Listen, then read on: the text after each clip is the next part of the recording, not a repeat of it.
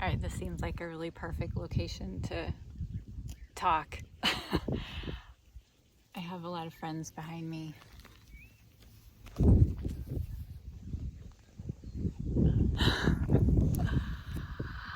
So, we are outside of Asciano in Tuscany still, and the location we've been at is incredible.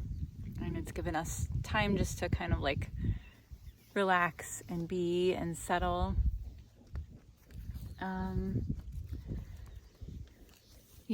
This area is an area that Tim spent a lot of time in and really just loved so much. And yesterday we went to a little town called Rada in Chianti and had a special day with some goats and saw some areas, an area where I recently stayed with Tim, 7 years ago, just before we bought the farm.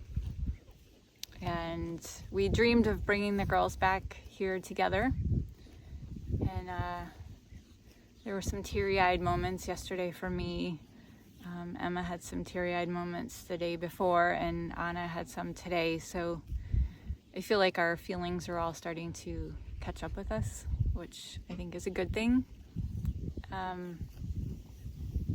I really wanted to post Beyond Cancer, Navigating Now, just to kind of chronicle some of the journey after someone that you love has dealt with a really chronic and serious illness and then leaves.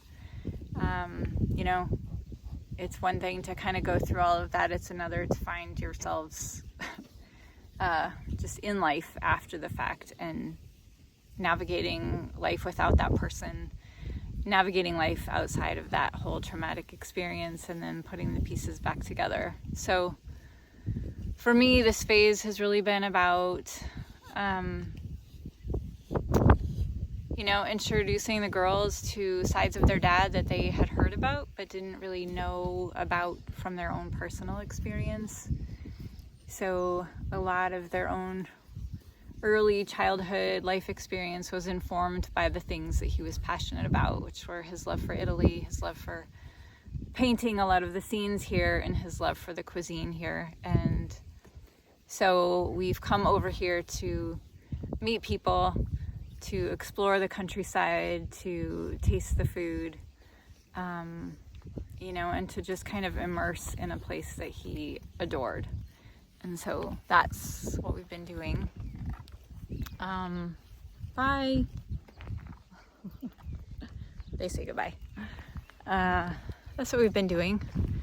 And now we're just, I'm gonna just show you this countryside a little bit. Yeah, I don't really know what's beyond here. They're starting to miss home a little bit, which I think is a good thing. We have a few stops after Tuscany. We're heading to Florence and then to Sicily for close to a week. And then from Sicily, we're heading to Rome. And then from Rome, that's when we head back home.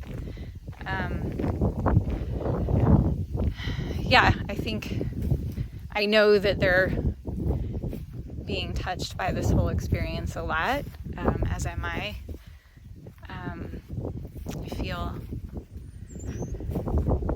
I feel like it's just like a space to immerse in and to not think a whole lot.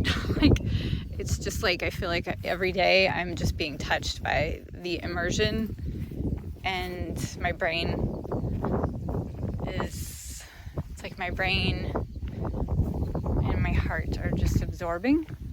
And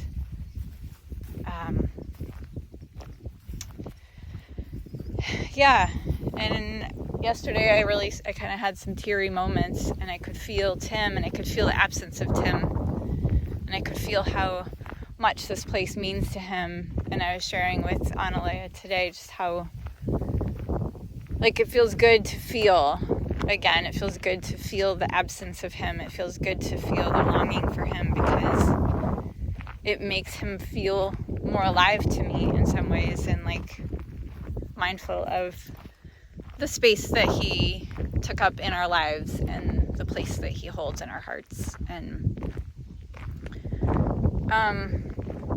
I guess if anyone's listening to this who has lost, or who is, you feel that your days are numbered, I guess I just want you to take comfort in knowing that you will live on in a really powerful way for the people that you leave behind. And you'll influence so much about all of their next steps in ways that you probably can't even imagine. And you'll be present, like you'll still live on. For those who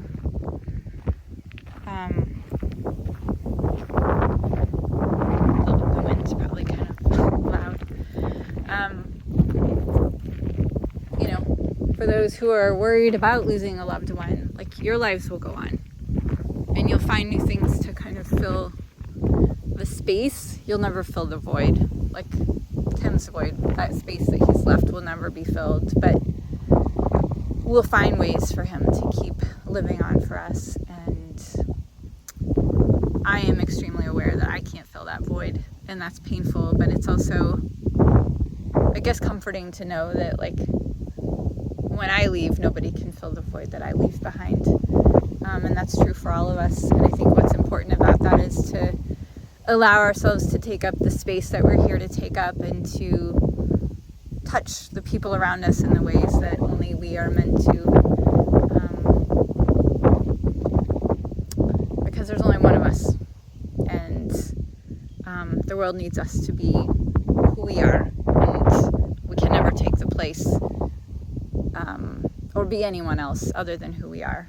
And with all of our marketing and social media kind of telling us we should be like this or be like that, there's only one of us, and we're the only person that can fill our shoes. So it's kind of a hard thing sometimes, and it's also a really beautiful thing. So that's all I want to share for now. Just wishing you a lovely rest of your Sunday, or whatever day it is that you hear and listen to this.